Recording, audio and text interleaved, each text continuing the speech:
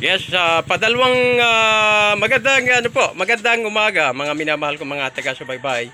So, padalawang balik na ako sa bahay para magpaayos ng TV kasi nga yung TV nga galing na rin dito yung TV nabili ko second hand ay nasira na rin. Tumagal naman din na mahigit 1 taon. Yon, mahigit na 1 taon, kulang 2 taon nagamit ko. So, may TV. Namimili kasi ako ng kalakal at halo-halong kalakal.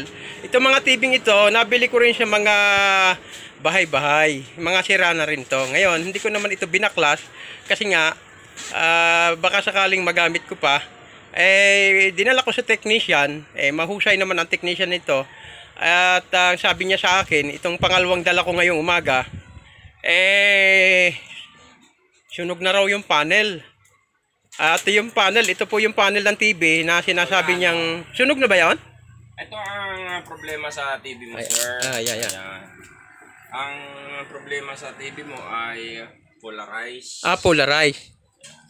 Polarized pala. Itong polarized na to, pwede pa sana itong magawa. Kaso lang, nung tinignan ko rito sa bandang gitna ay may mga bilog-bilog na. Ayan. Kung mapapansin nyo, naka-hide lang, hindi mo makikita pag hindi mo siya tinitigan. So, ang sentensya nito ay better buy a new one. So, pasensya ka na.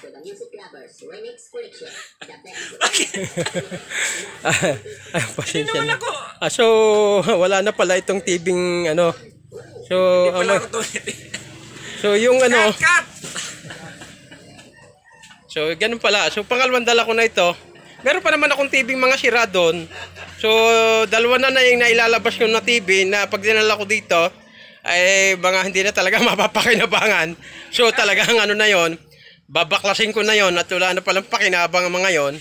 So, uwi ulit ako. Yung nasira akong TV, ang gusto ko kasi may TV akong maayos, yung malinaw. Yun ang gusto kong TV. Ngayon, siguro, yung mga nasira akong TV, yun na rin ang dadaling ko. Akala ko naman ay merong mapapaayos akong TV na mas maganda pa. Yan at maraming salamat. Thank you for watching. Mabuhay po mga minamahal ko mga taga-subaybay. Please, like and share po.